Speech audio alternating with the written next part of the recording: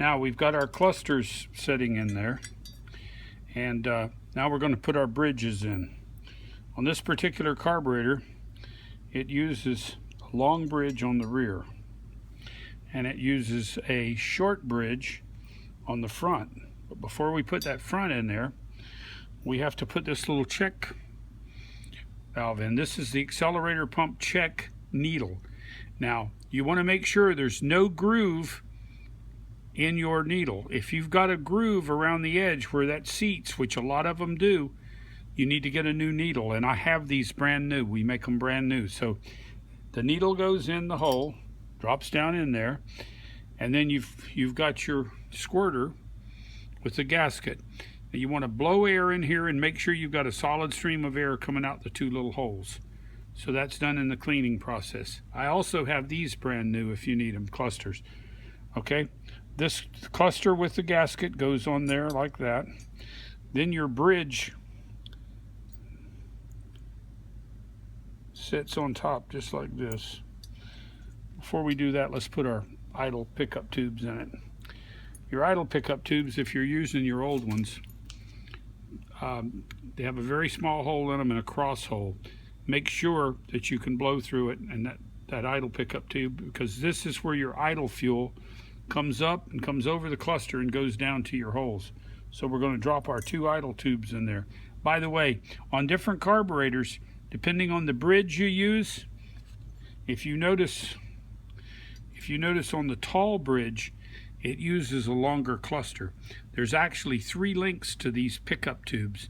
There's a later one on the ECG 52110s that have an annular booster in them, and they use a mid-sized one. And then there's this long one for the tall cluster that goes with this cluster. And then there's the small one that goes with what I call the early style cluster. This is the early style cluster here. So once you get that in there, take and screw those idle pickup tubes down in just till they're snug. That's all you need. You don't need to wrench them down.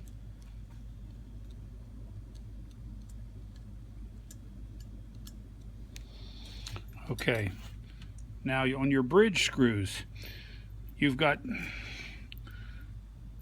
2 long ones, and they use these little internal lock gaskets.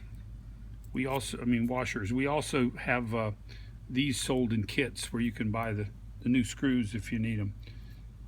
The long ones go up here on your top bridge. I'm sorry. On this particular one, we're going to need to have another long bridge because I switched the clusters. This goes to this style bridge. Hold on just a minute.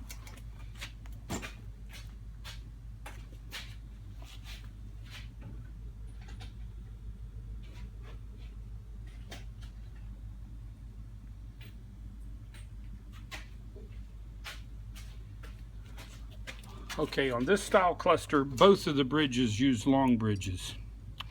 So you put your long bridge there, these 2 screws go down through, that holds the whole party together. Now for this end uses the short screws. These are 832, they use an internal lock washer just like that. And these go through the short bridge.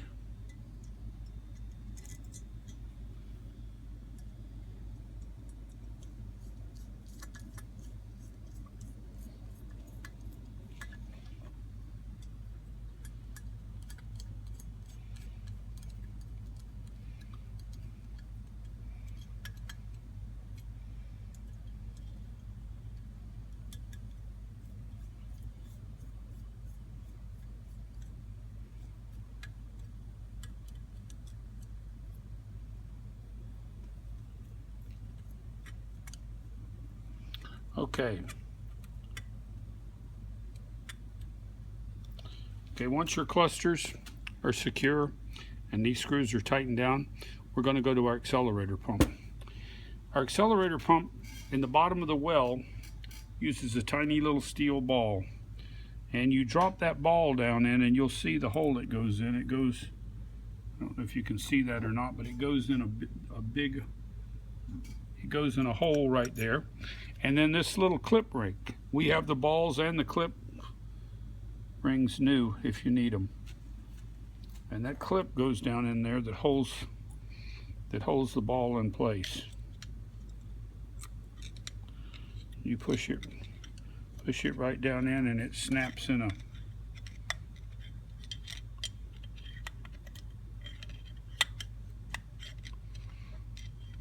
and the little arm that sticks over on it is what holds that ball in. I don't know if you can see down in there.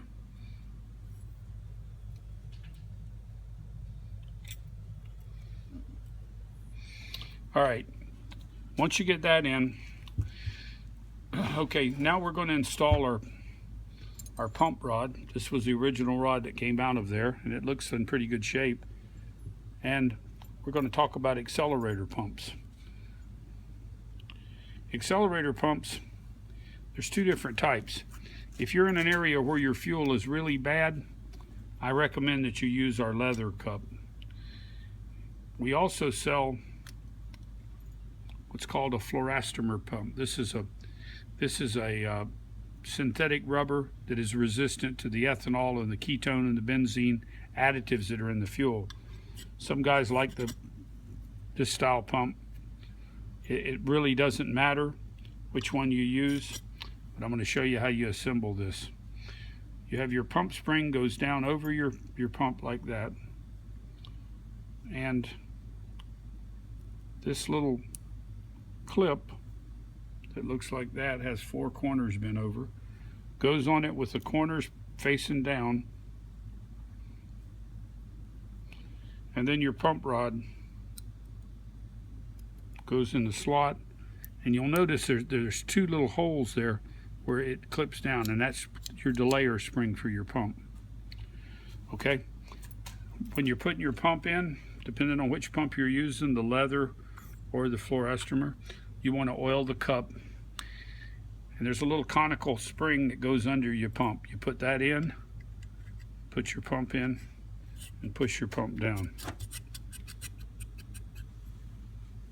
Okay, now at this point you can check, once we get the power valve in, you can put some mineral spirits in the bowl, and you can check your pump and make sure you're getting a good squirt out of your accelerator pump, and that's easy enough to test.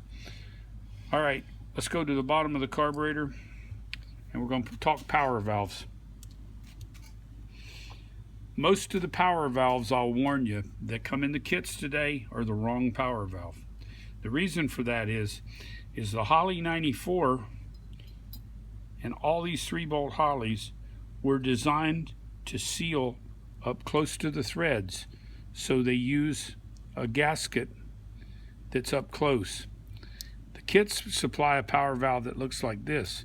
It has this radius on it. You don't want to use these. If you do, it's going to cock the gasket to the sideways and they leak.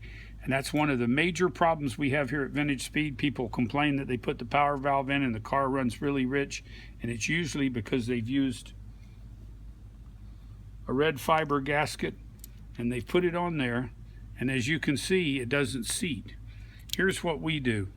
All the power valves we sell, we machine every one of our power valves so that the gasket goes tight up against the threads like this, and you get a perfect seal. Now this carburetor is being built as a stock unit, so I'm going to use the stock power valve that came in it, a new one. This is a 7.5. Now, let's talk power valve. Hand me the 1-inch wrench.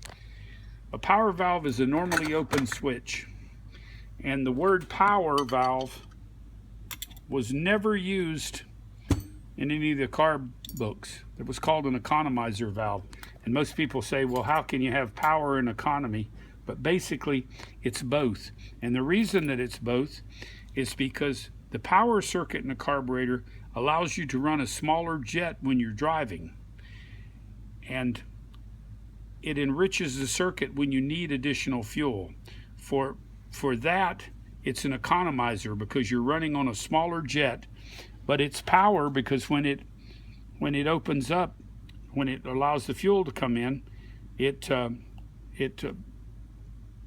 enriches the circuit. And this is like when you're climbing a hill or if you're passing a car, then that enriches your circuit. So it is both. It's actually both.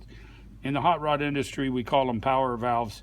In the automotive industry and in all the books, they'll be known as an economizer valve, and they are both. So they work. 7.5 is used in a stock Holley 94 at sea level, normally with 051 jets.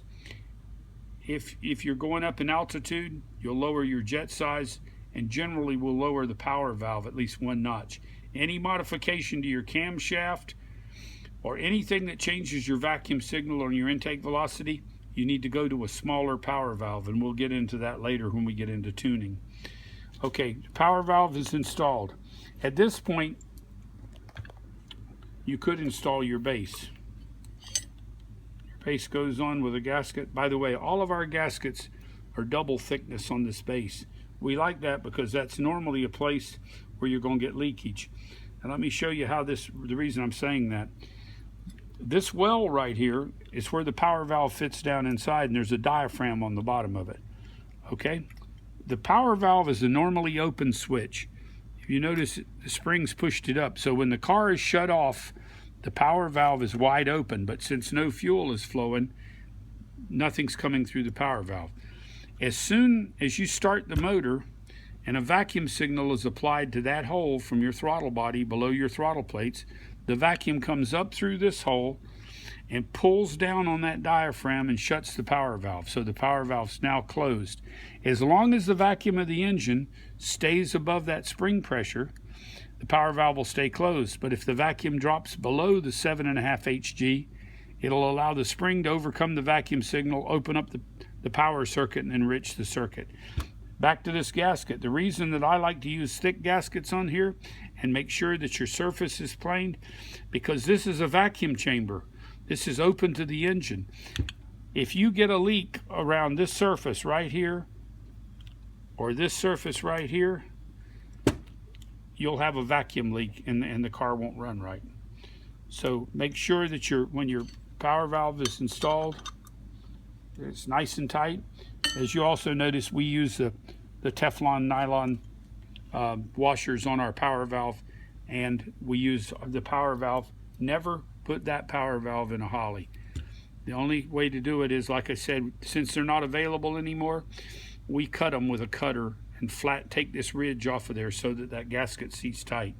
Okay, now you can put your base on. Another little trick that we learned a long time ago, which is great, is this comes with a screw. We don't use a screw. We use a 1/4 inch 28 bolt in this hole right here. And the reason for that is because when this is mounted on a manifold, if you want to work on the carburetor and your linkage and all is all hooked up and you're not concerned with your base, you can take a wrench and untighten that, pull these 2 screws out, lift your carburetor off, service your carburetor, and leave your base attached to your manifold. Now, the other 2 screws that are used on this are your screws that you go here.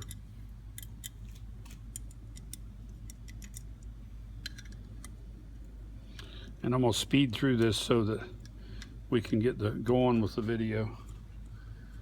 Oh, so once you're going, you want to tighten this down.